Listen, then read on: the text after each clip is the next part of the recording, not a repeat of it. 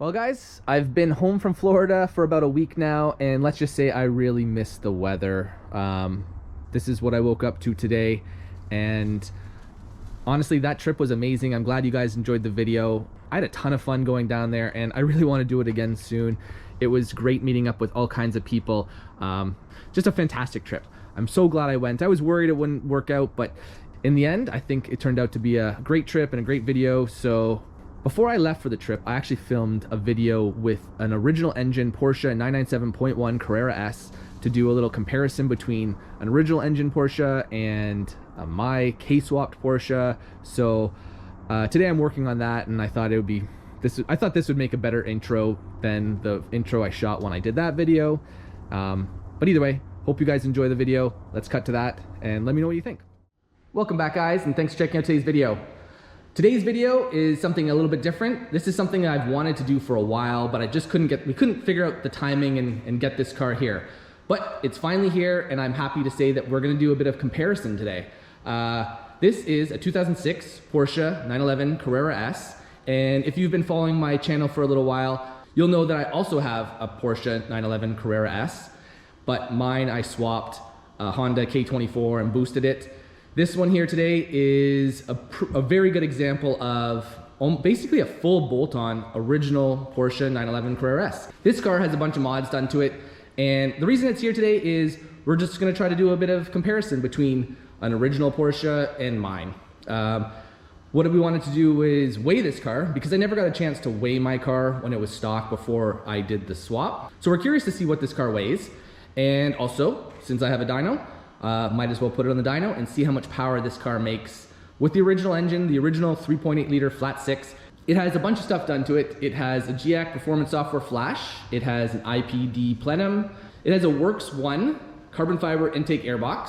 It also has a 2B style exhaust system and a sprint booster. The air intake box is like super impressive. Why don't I lift the trunk and show you guys?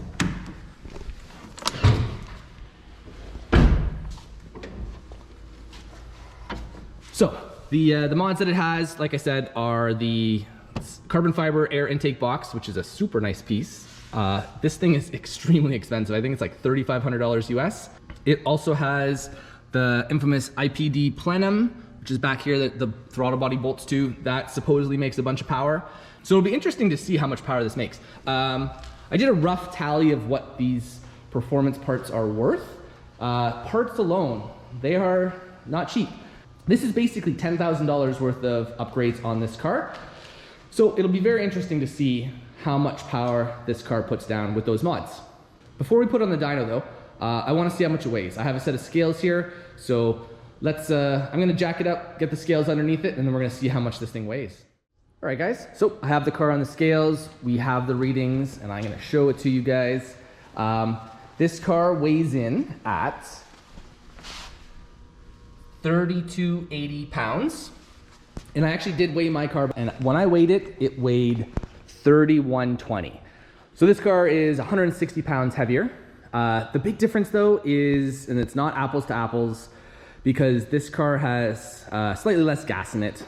It's at 3/4 of a tank versus mine was completely full because I just filled it up. But the big difference is the wheels. These are original Lobster 997 wheels. They are extremely light. I don't know the exact weight, and the ones that I have on my car, the GT3, I actually think they're replicas. Anyways, I know they are extremely heavy. When I've compared the two wheels side by side and like had both off the car, the GT3 wheels or GT3 style wheels that I have on my car are significantly more heavy than my set of Lobster claws. So not a perfect scientific comparison, but as best I can do for now. So yeah, 3,280 for this car, 3,120 for my car. When I weighed my car, I did the math, and I can't seem to find the calculator. I'm gonna find the calculator and I'll put it in the video for this car. But when I weighed my car, the weight distribution ended up being 41% for the front, 59% for the rear. Off camera, I will calculate the weight distribution and then I'll put it up on the screen and we'll do a little comparison. But anyways, that's about it for the weight. It's cool to finally find out how much stock-ish 997.1 Carrera S weighs. So now that we know, it's time to move on to the dyno portion of this video. I'm gonna get the car off the scales, get it onto my dyno, strap it down, and we're gonna do some pulls. All right, guys, car is all strapped down, ready to go. I am super curious, super interested to find out what this car puts down. It is almost full bolt-on, like I mentioned. It has basically everything. I think the only thing that technically would be more would be to add, like, say, a GT3 throttle body, which I think that would quote-unquote make it full bolt-on, but it's pretty close. So I am very curious to see what it puts down. No matter what it puts down, I'm interested to see what it makes. I'm also very interested to see how the camera picks up the sound, and if it works out, I might try to edit this video with a pull from this car and then a pull from my car, and just so you can experience the difference in sound, because like many people have raised concerns that swapping in the 4-cylinder definitely doesn't sound as good as the original engine. These engines, they sound good. K-Series are not among the best sounding engines. It is definitely not an exotic sounding engine. But either way, it's time to find out how much this car makes and do a little bit of comparisons. So let's see.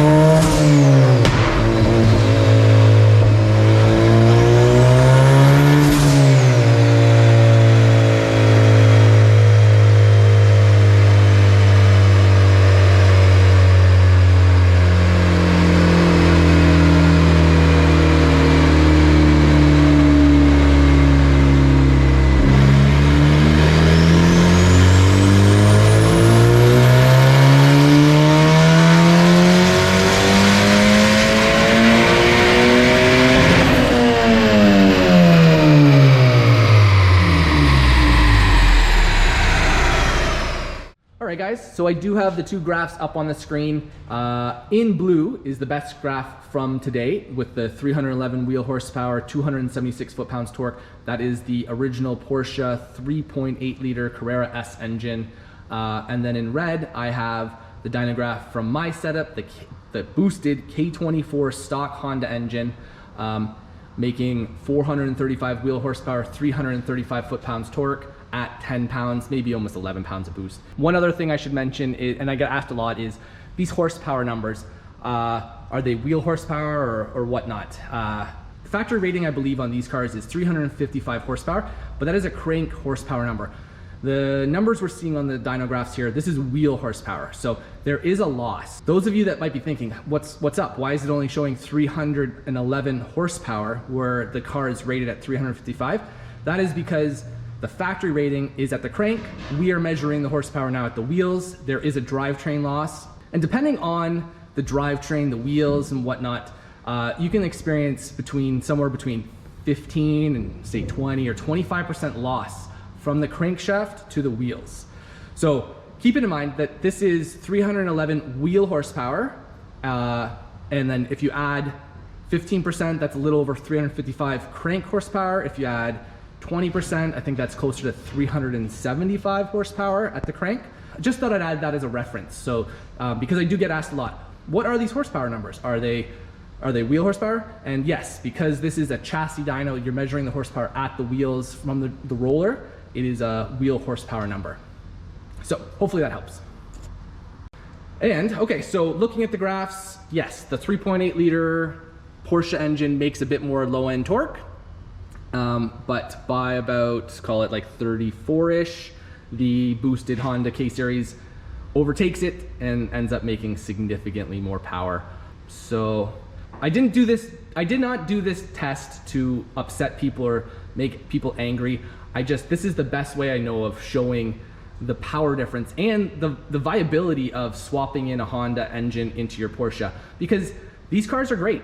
I love my car. It drives fantastic. And I think I said this in other videos. They are fantastic cars, super well built, handles really well, but they are old now. 2006 is fairly old, and 300-ish wheel horsepower back in 2006 was a great number. Today's standards, it's just not enough. So I honestly think going this route, swapping in a Honda K-Series with a turbo setup, is a very viable solution to get more power out of these fantastic cars. And I know that option is not for everyone, because there's those that would like to keep everything original, and to each their own. But I wanted to get the most out of my setup for the best bang for the buck, and I figured the K-Series would be that way. I didn't want to do an LS swap. I didn't want to turbocharge the original engine because those engines are so expensive.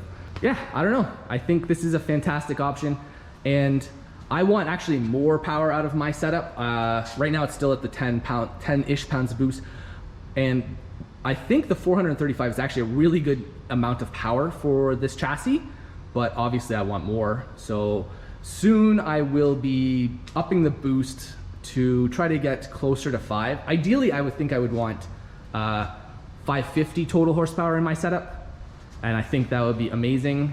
But for now, I'm totally happy with the power that's at, and I will revisit my car and get it back on the dyno and raise the boost and do all that. But that's for another day, another video. And for now, that's about it for this video. Hope you guys have enjoyed it. Please don't be too angry. The numbers don't lie. This is the original engine versus my engine, and I thought this would be the best way to show how good this swap actually is. So hopefully you've enjoyed it. Thanks again for watching, guys, and I'll see you again soon. Bye now. All right, guys, as a little bonus footage, let's see if we can get a flyby just to hear this car, because it does sound good. Like, it does sound better. It does sound better than my car. I have to admit that.